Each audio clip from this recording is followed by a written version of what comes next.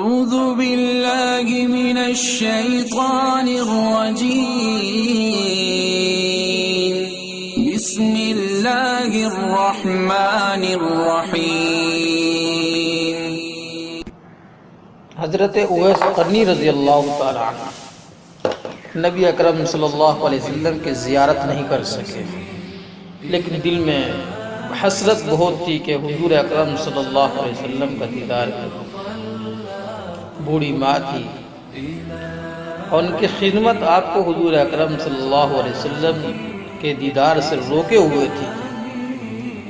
ادھر حضور اکرم صلی اللہ علیہ وسلم یمن کی طرف رخ کر کے کہا کرتے تھے کہ مجھے یمن سے اپنے دوست کی خوشبو آ رہی ہے۔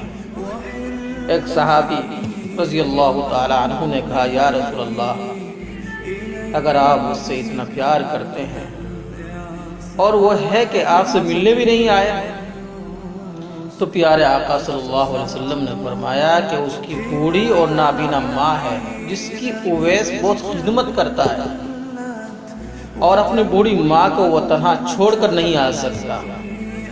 پیارے آقا صلی اللہ علیہ وسلم نے حضرت عمر اور حضرت علی رضی اللہ تعالی عنہ سے مخاطب ہوتے ہوئے فرمایا کہ تمہارے دور میں ایک شخص یہاں آئے گا جس کا نام اویس بن عامر، قد ہوگا درمیانی، رنگ ہوگا کالا، اور جسم پر ایک سفید داغ ہوگا۔ جب وہ آئے تو تم دونوں اس سے میری امت کے لیے دعا کرنا، کیونکہ اویس نے ماں کی ایسی خدمت کی ہے، جب بھی وہ دعا کے لیے ہاتھ اٹھاتا ہے تو اللہ تعالیٰ اس کی دعا کبھی رد نہیں کرتا۔ حضرت عمر رضی اللہ تعالیٰ عنہ نے 10 سال خلیفہ رہے، ہر سال حج کرتے، ہر سال حضرت اویس قرنی رضی اللہ تعالیٰ عنہ کو تلاش کرتے، لیکن انہیں اویس قرنی نہ ملتے۔ ایک دفعہ حضرت عمر رضی اللہ تعالیٰ عنہ نے سارے حاجیوں کو میدان عرفات میں اکٹھا کر لیا اور کہا کہ تمام حاجی کھڑے ہو جائیں، پھر کہا سب بیٹھ جاؤ، صرف یمن والے کھڑے رہو۔ تو سب بیٹھ گئے اور صرف یمن والے کھڑے رہے۔ پھر کہا کہ یمن والے سارے بیٹھ جاؤ، صرف قبیلہ مراد کھڑے رہے۔ پھر کہا مراد والے سب بیٹھ جاؤ، صرف قرن والے کھڑے رہو۔ تو صرف ایک آدمی بچا۔ حضرت عمر رضی اللہ تعالیٰ عنہ نے کہا کہ تم قرنی ہو؟ تو اس شخص نے کہا ہاں میں قرنی ہوں۔ تو حضرت عمر رضی اللہ تعالیٰ عنہ نے کہا کہ اویس قرنی کو جانتے ہو؟ تو اس شخص نے کہا ہاں میں جانتا ہوں، وہ تو میرے سگے بھائی کا بیٹا ہے۔ آپ نے پوچھا اویس ہے کدھر؟ تو اس شخص نے کہا وہ عرفات گیا ہے اونٹ چرانے۔ آپ نے حضرت علی رضی اللہ تعالیٰ کو ساتھ لیا اور عرفات کی طرف دوڑ لگائی۔ جب وہاں پہنچے تو دیکھا اویس قرنی درخت کے نیچے نماز پڑھ رہے ہیں اور اونٹ چاروں طرف چر رہے ہیں۔ آپ دونوں آ کر بیٹھ گئے اور حضرت اویس قرنی رضی اللہ تعالیٰ نماز ختم ہونے کا انتظار کرنے لگے۔ جب حضرت اویس قرنی رضی اللہ تعالیٰ عنہ نے سلام پھیرا تو حضرت عمر رضی اللہ تعالیٰ عنہ نے پوچھا کون ہو بھائی؟ تو حضرت اویس قرنی نے کہا میں اللہ کا بندہ۔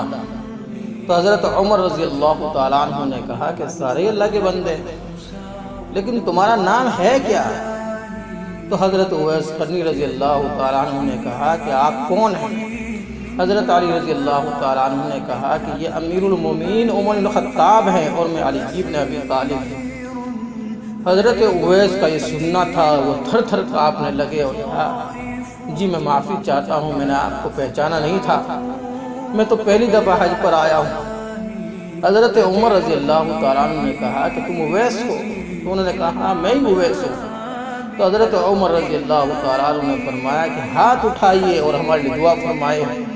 وہ رونے لگے اور کہا میں دعا کروں گا؟ آپ لوگ سردار ہیں اور میں نوکر آپ کا، اور میں آپ لوگوں کے لیے دعا کروں گا؟ تو حضرت عمر رضی اللہ تعالیٰ عنہ نے کہا ہاں ہمارے آقا کا حکم تھا اویس قرنی بھی آئے تو اس سے دعا کروانا۔ پھر حضرت اویس قرنی نے دونوں کے لیے دعا کی۔ سرکار صلی اللہ علیہ وسلم نے فرمایا جب لوگ جنت میں جا رہے ہوں گے تو حضرت اویس قرنی بھی چلیں گے، اس وقت اللہ تعالیٰ فرمائیں گے کہ باقیوں کو جانے دو اور اویس کو روک لو۔ اس وقت حضرت اویس قرنی رضی اللہ تعالیٰ عنہ پریشان ہو جائیں گے، کہیں گے اے خدا آپ نے مجھے دروازے پر کیوں روک لیا؟ تو اللہ فرمائیں گے پیچھے دیکھو۔ جب پیچھے دیکھیں گے تو پیچھے کروڑوں اربوں کی تعداد میں جہنم میں کھڑے ہوں گے۔ تو اس وقت خدا فرمائیں گے کہ اویس تیری ایک نیکی نے مجھے بہت خوش کیا ہے، ماں کی خدمت۔ تو انگلی کا اشارہ کر، جدھر تیری انگلی پھرتی جائے گی میں تیرے طفیل کو جنت میں داخل کرتا جاؤں گا۔ سبحان اللہ۔